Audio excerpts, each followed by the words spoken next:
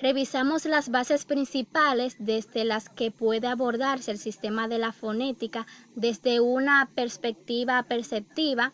Tras situarla en un contexto lingüístico, comenzamos analizando sus propias condicionantes, tales como el funcionamiento psicoacústico, así como también la relación que existe entre la percepción y la producción. El núcleo principal de nuestra presentación es un resumen de los principales resultados obtenidos en el sistema o el estudio perceptivo de los niveles submentales y segmental del sistema fónico español. Esta presentación concierne al tercer punto de vista desde el que puede ser estudiado el sistema fónico de la lengua, tal es el caso del perceptivo.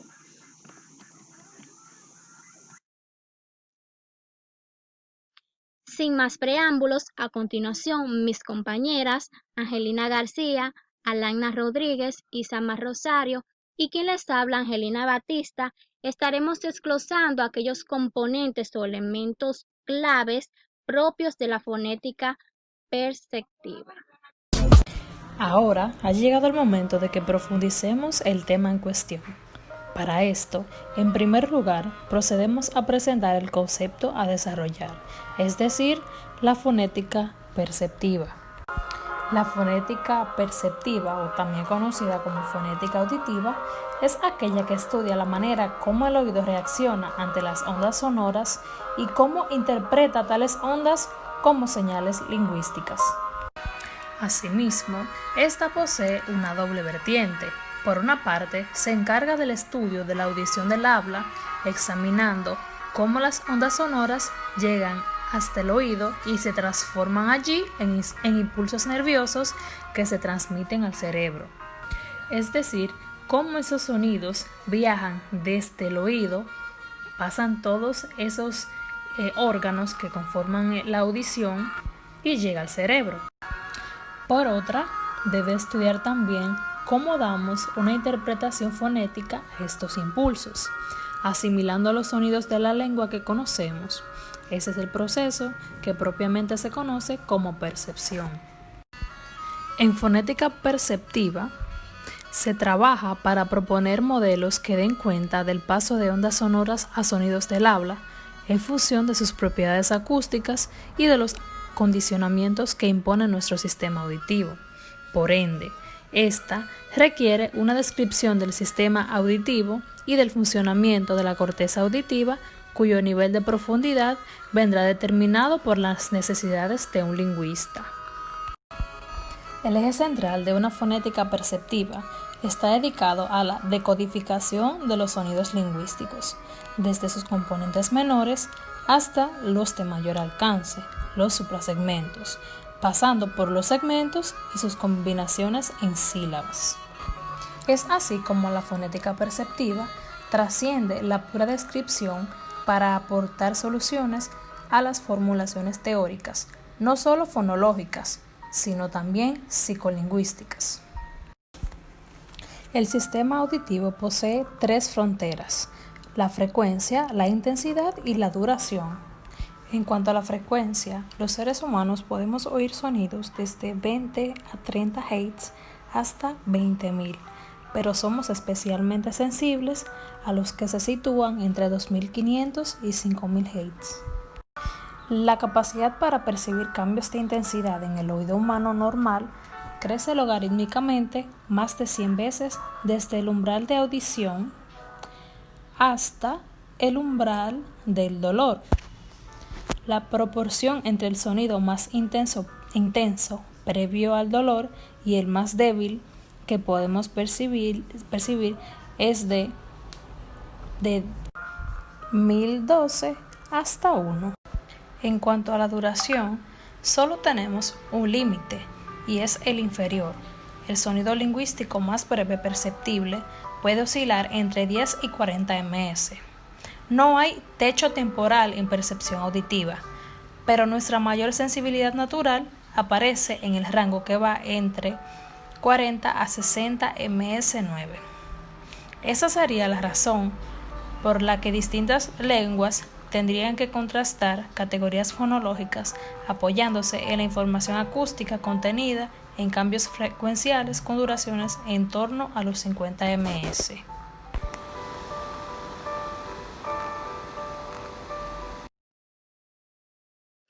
Los órganos perceptivos son aquellas partes propias del oído que nos permiten recibir y estimular sonidos constantemente. Su principal componente es el sistema auditivo, un conjunto de órganos que hacen posible el sentido del oído en un ser vivo. Su función principal es transformar las variaciones de las ondas sonoras en el aire en impulsos electrónicos, información que los nervios acústicos transmiten a nuestro cerebro para la asignación de sonidos. El sistema auditivo está compuesto por el oído, el nervio y las vías auditivas y la corteza cerebral. El oído es el órgano que se encarga de transmitir los sonidos del exterior al cerebro a través de sus tres dimensiones, que son el oído externo, el oído medio y el oído interno. Su tarea principal es, por tanto, detectar, transmitir y convertir los sonidos en impulsos electrónicos. Otra función importante es la de mantener nuestro sentido del equilibrio. En esta ocasión les mostraré un video en el cual se define cada una de las partes principales del oído.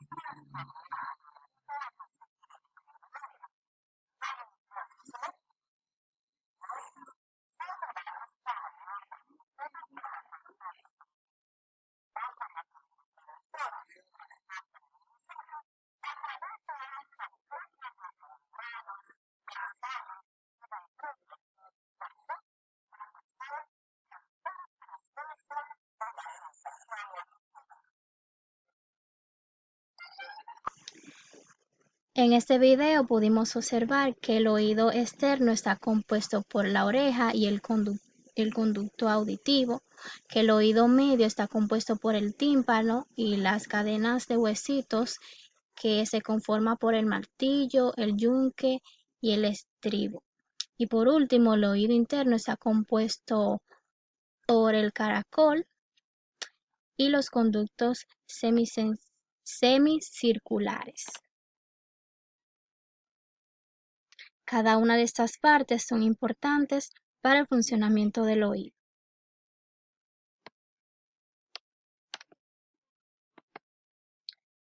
Por otra parte, El nervio auditivo, también conocido como nervio estatoacústico, es el encargado de la función auditiva y del equilibrio. Está compuesto por dos nervios, los cuales son el coclear y el vestibular. El coclear es quien se encarga de transportar la información sobre el sonido, mientras que el vestibular es quien transmite la información sobre el equilibrio. Un último componente del sistema auditivo es la corteza cerebral. Es aquí donde ocurre la percepción, la imaginación, el pensamiento, el juicio y la decisión. Es la región más grande del cerebro de los mamíferos y desempeña un papel clave en la memoria, la atención, la percepción, la conexión, la conciencia, el pensamiento e incluso el lenguaje. Otro órgano perceptivo es el tímpano, el cual es caracterizado por ser una estructura del oído medio cuya vibración convierte las ondas sonoras en impulsos nerviosos que viajan hacia el cerebro. Cabe resaltar que los verdaderos protagonistas de esta enorme capacidad amplificadora del sonido medio son los tres elementos que constituyen la cadena de huesitos, que son el martillo, el yunque y el estribo. Estos tres huesitos se unen para complementar el tímpano y la cóclea.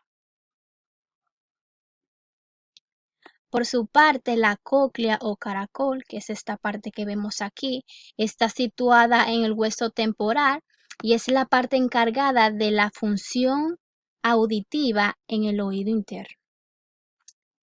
También la cóclea es el órgano de la audición por excelencia, la cual cumple una función importante en el sentido del oído, ya que transforma los sonidos en mensajes nerviosos y los envía directamente al cerebro. Bien, entonces continuando con los órganos perceptivos, tenemos las vías auditivas. Estas constituyen el núcleo coclear, complejo olivar superior, lemnisco lateral, colículo inferior y cuerpo geniculado medio.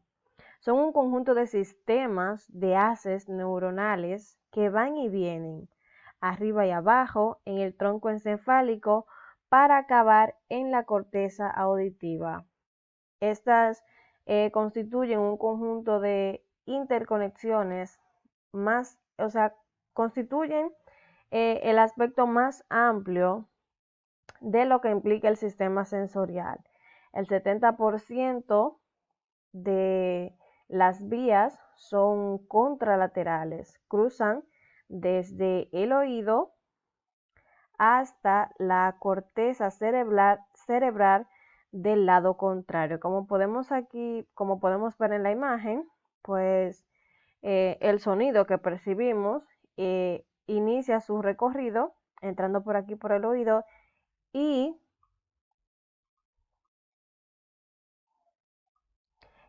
pues se desplaza por toda esta parte hasta llegar al lado contrario. Es decir, que si por ejemplo el sonido entra por la parte izquierda, pues transcurre un camino mediante el cual llega a la parte derecha, es decir, al hemisferio del cerebro contrario al que recibe el sonido. Estas vías mantienen en todas sus estaciones la organización tonotópica de la cóclea y el nervio auditivo. Cada neurona tiene una frecuencia característica con la cual la intensidad necesaria para activarla es menor. Tiene el umbral más bajo. Entonces, en este proceso de la percepción del sonido, cada vía pues posee sus características y una determinada función para que poco a poco pues nuestro cerebro llegue a realmente percibir, captar y entender pues lo que nuestro oído percibe, ese sonido que eh, eh, sentimos y percibimos del exterior. Por otra parte tenemos el cerebro. Vamos a decir que es un órgano un poquito central, ya que es como la cima del sistema nervioso. Pues como sabemos, el cerebro realmente es uno de nuestros órganos principales y bueno, no desde que ha existido la civilización, pero hace muchos años, siglos, que pues nos hemos venido interesando por descubrir cómo funciona este órgano, qué función tiene en nosotros y para saber de forma más concreta cuál es la función, por qué es tan importante para nosotros el cerebro. Últimamente, en estos siglos, se ha centralizado más en el ámbito científico el foco para determinar y estudiar este órgano tan importante para nosotros. Esta es el área auditiva de la corteza o córtex auditivo. Se encuentra en el interior de la cisura de Silvio, perteneciente al lóbulo temporal, entre cuyas funciones destacan la audición, el aprendizaje, la memoria y las emociones. Pues a partir de esas funciones que se desarrollan en el cerebro podemos intuir la importancia que este realmente tiene para nosotros. Nos permite aprender, nos permite escuchar, memorizar, expresar y sentir emociones. El cerebro conecta con el área de Wernicke, encargada de la descodificación de las unidades lingüísticas, una zona asociativa superior de la mayor importancia para el procedimiento del lenguaje. Nos encontramos aquí con un área que pues definitivamente es la que permite que en nuestro cerebro descodifique, descomponga ese sonido que pues podemos percibir, para entonces de esta forma asimilar y poder, si es necesario y si pues lo ameritamos, dar una respuesta a eso que nosotros percibimos. Aquí podemos ver que esta que está sombreada en un tono rosado es el área Wernicke. Por aquí tenemos que se señala el fascículo arqueado que pues conecta áreas eh, ambas zonas. Tenemos aquí el área de Broca. Esta es una parte también súper importante del cerebro, ya que está involucrada también está involucrada con la producción del lenguaje. Tenemos el área de Wernicke, que pues se sitúa y nos permite la descodificación de las unidades lingüísticas. Tenemos entonces por aquí el área de Broca, que se involucra con la producción del lenguaje. Entonces tenemos este otro órgano que es la corteza auditiva. Esta está compuesta por neuronas con una alta conectividad y están organizadas en columnas jerárquicas. Las del hemisferio izquierdo presentan un diámetro mayor y más espacio entre ellas que las del derecho. Esta corteza, a su vez, posee dos zonas muy precisas, que son, como podemos ver en la imagen, la corteza auditiva primaria y posee una corteza auditiva secundaria. Aquí podemos ver en azul la corteza primaria correspondiente al ápex de la cóclea, como este órgano ya mi compañera lo ha tratado. Y tenemos Aquí pues la otra parte que corresponde a la base de la cóclea. El área auditiva primaria, esta que está señalada aquí en color, en un tono rojo, está organizada tonotópicamente en bandas de isofrecuencias. Las frecuencias bajas activan las zonas más externas de la cisura de Silvio y las altas, pues zonas más profundas. Esta zona, a su vez, posee dos poblaciones de neuronas, unas son sincronizadas y otras no sincronizadas. Las sincronizadas responden a cambios temporales lentos. Estas serían más bien las encargadas de procesar el tono del sonido. Vamos a decir que la intensidad con la que pues el sonido es producido. Entonces, las no sincronizadas responden a cambios más rápidos. Esas permiten detectar las fronteras entre los sonidos. Tenemos aquí al área secundaria. Esta área, a diferencia de la primaria, no tiene una distribución tonotópica. Esta se encarga de la localización del sonido y del procedimiento de patrones auditivos complejos. Posiblemente tiene relación con la memoria auditiva. Es decir, que pues a través de esta parte nos ayuda a nosotros recordar y asociar un sonido que ya hayamos escuchado, es decir, a reconocer que pues ya hemos percibido ese sonido. Entonces, alrededor de ambas áreas se encuentra la región periférica, donde la audición se integra con el resto de los sistemas sensoriales, por lo que se denomina también área de integración sensorial polimodal. Aquí es donde la información visual y la auditiva se componen en relación. Es donde estas dos partes se unen, se relacionan. Como sabemos, lo que en ocasiones escuchamos, un ejemplo de esto es esta grabación que estamos realizando, compuesta de un audio, pero al mismo tiempo de un material visual.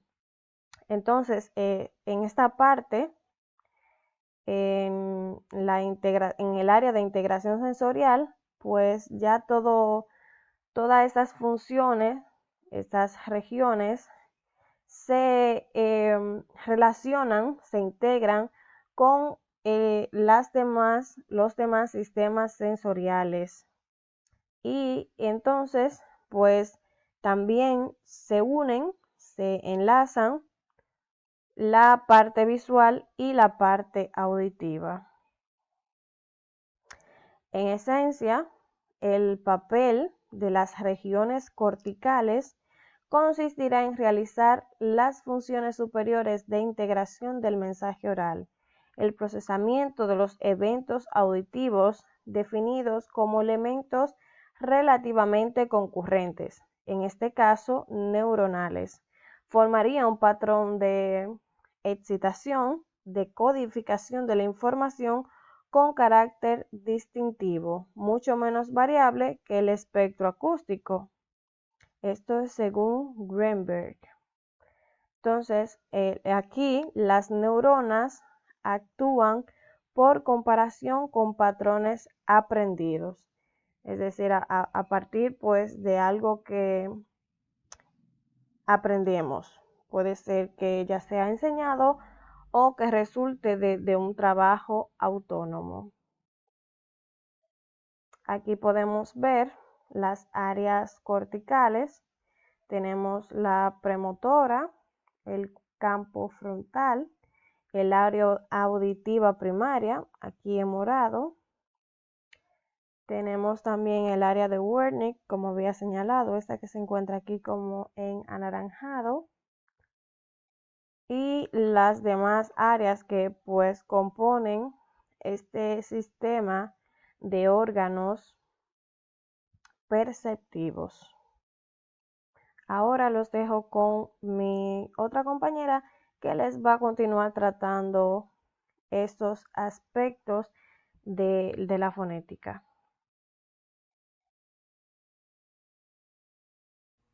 ¿Qué es la normalización perceptiva? Es un proceso llevado a cabo por el oyente con el fin de identificar una misma unidad lingüística, a pesar de ser emitida por diferentes hablantes a diferentes velocidades o con distintas entonaciones. Parece que nuestra corteza auditiva es capaz de transformar la señal auditiva en información que permite al oyente conocer tanto el tamaño del tracto vocal como su forma. Ahí podemos, el hablante está diciendo algo y la oyente lo está interpretando. Se puede decir que la normalización consiste, por tanto, en la habilidad que tenemos para conocer un sonido asumiendo esta variabilidad. En este ejemplo podemos ver cuando uno imita el sonido de algo, por ejemplo el reloj que hace tic-tac, tic-tac, tic-tac, el burro, ¡ia! Y la ambulancia, que es percibido por nuestros oídos. Gracias a eso nosotros podemos imitarlo. Muchos estudiantes suelen confundir estas dos consonantes, que es la B y la V. Por eso, cuando un estudiante, usted le dicta una oración, por ejemplo, la basura al zafacón, suelen preguntar, ¿con B de burro o B de vaca, profe? Y en realidad, esto es una V, no una B. Por tanto, V y V no es igual a B. Dentro de la normalización lingüística tenemos lo que es la variabilidad lingüística. Este es un proceso de descodificación que incluye varias etapas. Primero tenemos lo que es la audición, que mediante esta, la onda sonora se transforma en una representación neurológica, primero pasando por el oído externo, el oído medio, la cóclea y después llegando al oído intermedio. También está la percepción, que durante este proceso, esas tres representaciones neurológicas son segmentadas, clasificadas y categorizadas por el sistema nervioso central. Cuando una persona tiene bastantes ruido a su alrededor, suele desechar algunos y solamente se enfoca uno. Por esto aquí está escuchando. Segmentadas, clasificadas, se clasifican en el oído. Esos sonidos se van clasificando y después va llegando a nuestra corteza cerebral. Ya por último tengo lo que es la comprensión, que consiste en la asignación de un contenido gramatical,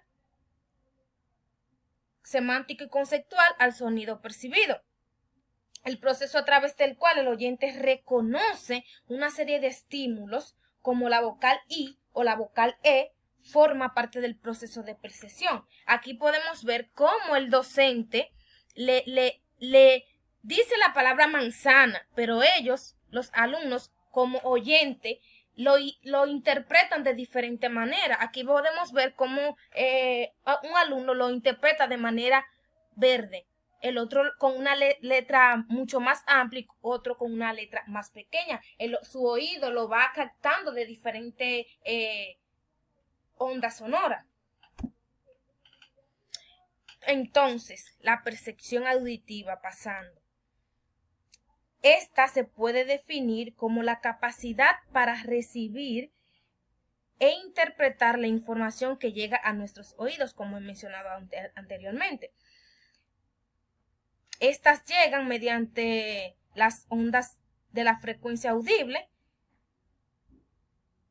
y para que esto nosotros podamos entenderlo, pasa por un proceso, el proceso de recepción, transmisión de información, elaboración de la información. Ahora, la percepción de las vocales, que está dentro de lo que es la percepción. El lenguaje humano puede definirse como una sucesión de movimientos de apertura y cierre de la boca. Las aperturas corresponden a las vocales y los cierres corresponden a las consonantes. Las vocales, el sonido se produce sin dificultad, con una restricción mucho más suave. ¿Son igualmente perceptibles todas las vocales? ¿Y lo son en todas las lenguas? La diferencia entre lo que es la percepción, la representación perceptiva y la representación acústica.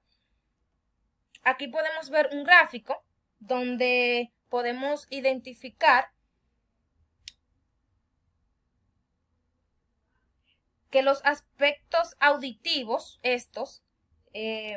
la frecuencia fundamentalmente presenta la misma resolución que las formantes y ocupa un área perceptible notable mayor que la que obtenido en una representación acústica. Podemos identificarlo aquí. A diferencia de los habituales campos de dispersión acústico, los perceptivos muestran unas áreas considerablemente más amplias, excepto en el caso de la A, como vemos aquí, que aquí hay como una deformación en este sonido. El elemento con menor variabilidad perceptiva, que es la A, las vocales cerradas, en cambio, presentan un campo de dispersión vocales cerrada. Podemos verlo en los dos extremos del rectángulo.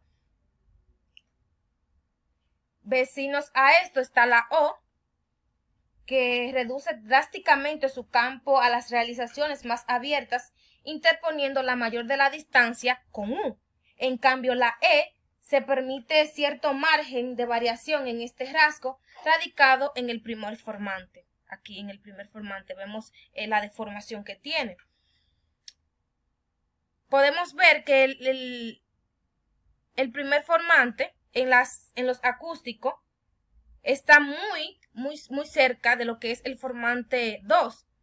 En cambio, en el espectro auditivo, el formante 1 y el formante 2 están muy distanciados, y aquellos que están entonces más en conjunto es el formante de la voz, que es el formante O, 0, y el formante 1. En definitiva, la percepción vocálica se muestra como un mecanismo adaptativo que necesita hacer frente a las variabilidades de la señal de habla que han de ser normalizadas. De ahí la amplitud de los campos de dispersión perceptivos. El hablante emite un sonido mientras que el oyente lo interpreta como más puede. Tenemos que entender que a veces nuestro oído no capta bien la información, y es porque hay mucho ruido ambiental, pueden haber diferencias individuales, superposición de hablas, rapidez en la producción del habla de la otra persona, rapidez en el desvanecimiento del habla cuando va reduciéndola, y la no segmentación de las palabras. Ya yéndome al caso de la percepción de las consonantes, estas suelen ser más difíciles que las de las vocales. Su importancia perceptiva cuando son muy lentas y alejan la barra de explosión, que como podemos verlo aquí, la barra de explosión, del centro del formante, resultando esencial para percibir la consonante. Por el contrario, cuando son breves, como la explosión, está más cerca del pico espectral. Donde es la explosión lo que contribuye a la identificación de la consonante. La explosión es la que permite identificar esta.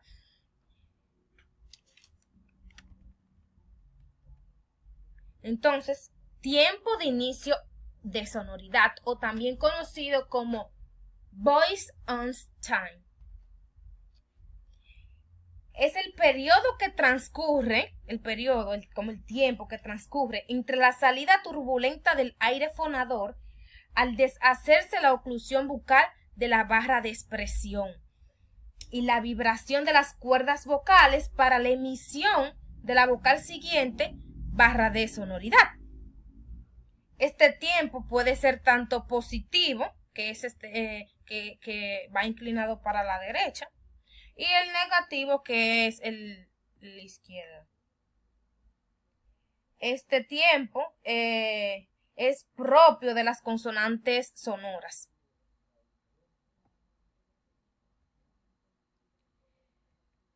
Así como podemos ver en este pequeño gráfico, en donde